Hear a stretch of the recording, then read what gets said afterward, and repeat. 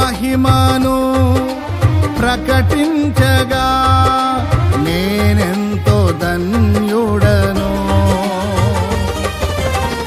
ఘనులకు లేదే ఈ శుభ తరుణం, నాకిది నీ భాగ్యమా.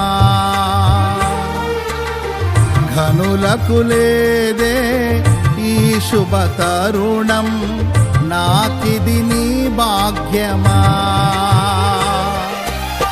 జీవితమంతా నీకర్పించి నీ రుణమునే తీర్చనా.